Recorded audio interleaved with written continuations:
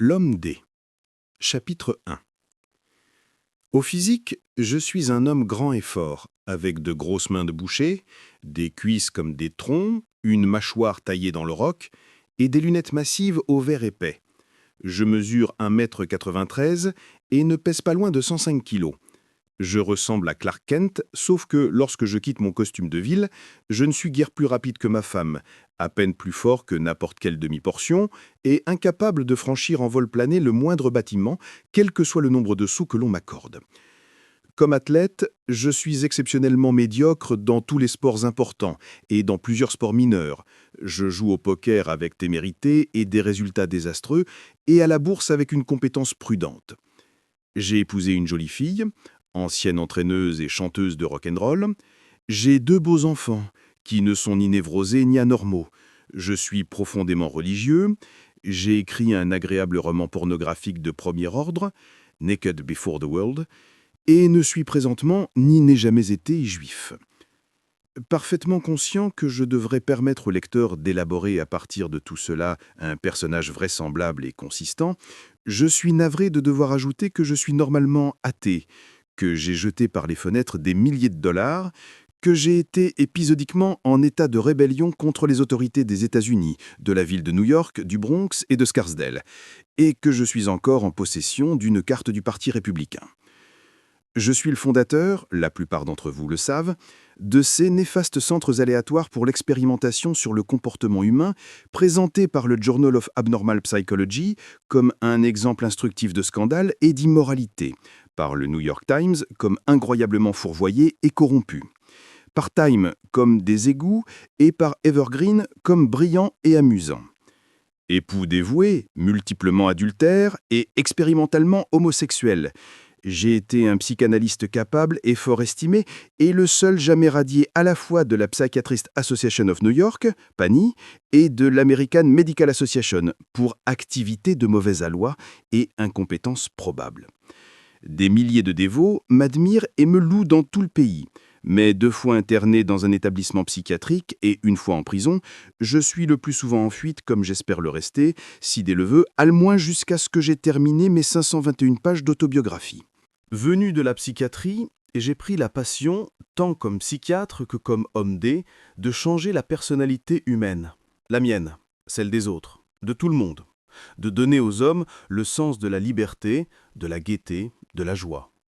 De rendre à la vie la même puissance de choc du vécu qu'on éprouve en sentant pour la première fois la terre sous ses pieds nus à l'aube et en voyant le soleil éclater à travers les arbres de la montagne comme un éclair horizontal, ou quand une fille tend pour la première fois ses lèvres pour se faire embrasser, ou quand une idée nouvelle saute comme un bouchon de champagne et réinterprète à une vitesse fulgurante l'expérience d'une vie entière. Des îlots d'extase dans un océan d'ennui, telle est la vie. Et passé l'âge de 30 ans, on a rarement une terre en vue. Dans le meilleur des cas, on erre d'un banc de sable tout rongé au suivant, bientôt familiarisé avec le moindre grain de mica. Lorsque je soulevais ce problème avec mes collègues, ils m'assuraient que l'étiolement de la joie était aussi naturel chez l'homme normal que la décadence de sa chair, et qu'il était dû à des changements physiologiques fort analogues. La psychologie avait pour but, me rappelait-il, de diminuer la souffrance, d'accroître la productivité, de lier l'individu à sa société et de l'aider à se connaître et à s'accepter. Il ne fallait pas nécessairement modifier les habitudes, les valeurs et les intérêts du moi, mais les envisager sans idéalisation et les accepter tels quels.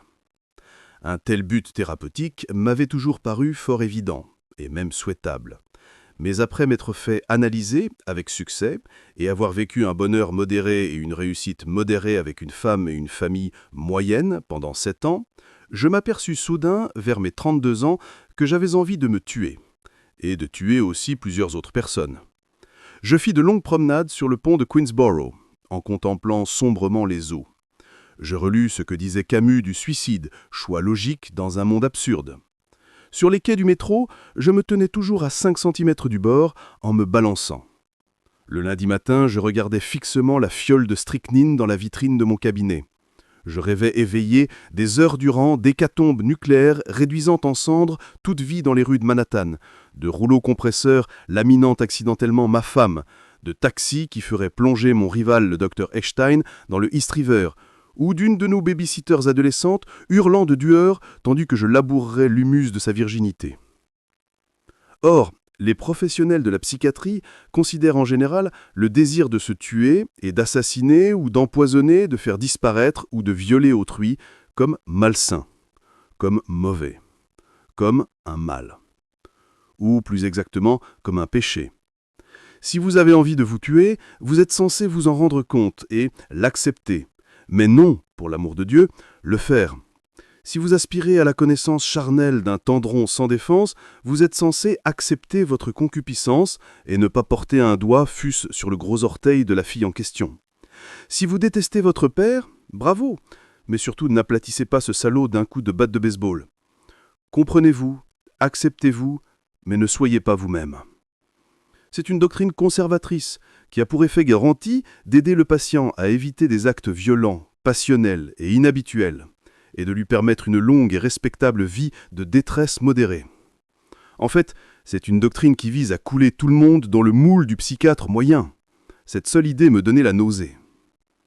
Ces truismes commencèrent en réalité à m'envahir au cours des semaines qui suivirent mon premier plongeon inexpliqué dans la dépression. Dépression apparemment provoquée par un long blocage sur mon livre, mais en réalité simple aboutissement d'une constipation générale de l'âme qui couvait depuis longtemps. Je me revois assis tous les matins à mon grand bureau en chêne, après le petit déjeuner, et avant ma première consultation, en faisant le bilan de mes réalisations passées et de mes espoirs d'avenir avec un sentiment de dégoût.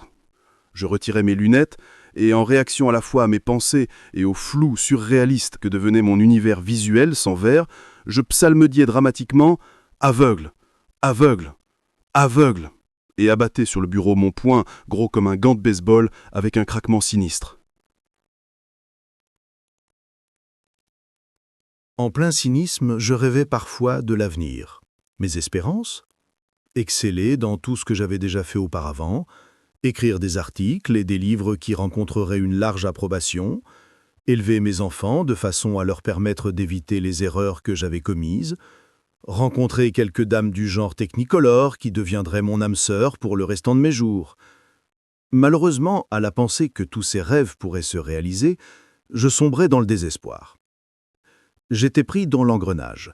D'une part, j'étais ennuyé et insatisfait de ma vie et de ma personne depuis 10 ans. D'autre part, aucun changement imaginable n'apparaissait préférable. J'avais passé l'âge de croire qu'il me suffirait de me balader sur les plages de Tahiti, de devenir une vedette de télévision grassement payée, d'être comme cul et chemise avec Eric Fromm, Teddy Kennedy ou Bob Dylan, ou de m'ébattre entre Sophia Loren et Raquel Welch dans le même lit pendant, mettons, 1 mois, pour changer quoi que ce soit.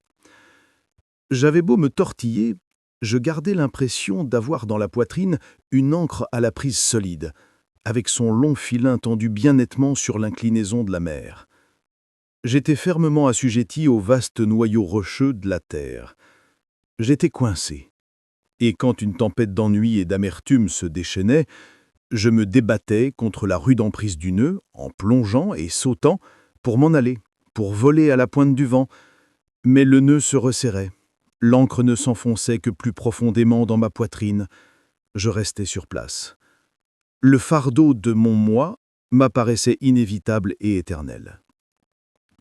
Mes collègues et moi-même affirmions, en marmonnant timidement autour de nos divans, que mon problème était absolument normal.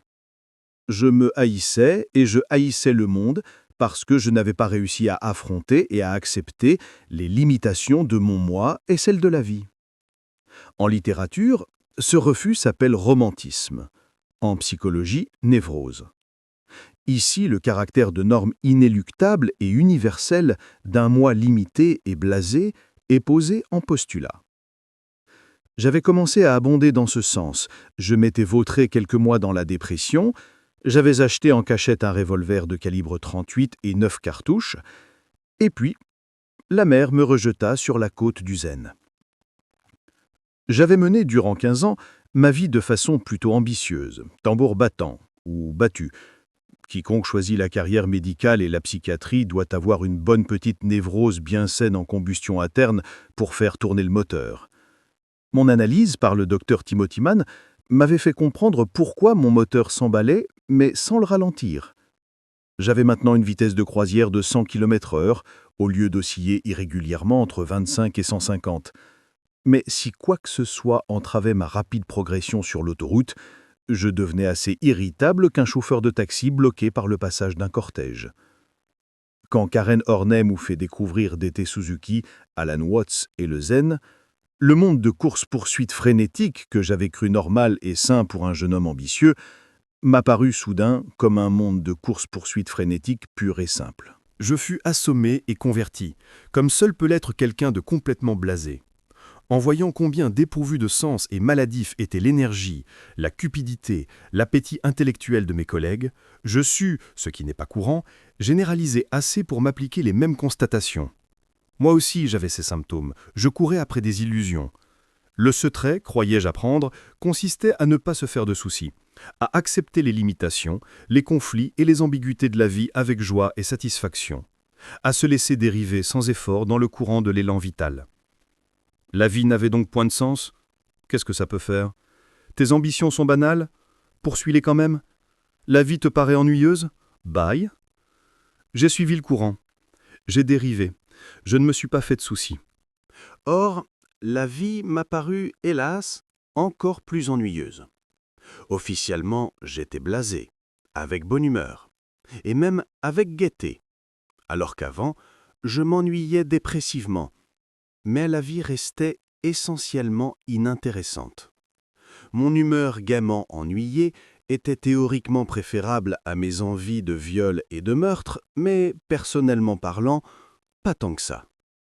Ce fut environ à ce stade de mon cheminement quelque peu sordide vers la vérité que je découvris l'homme D,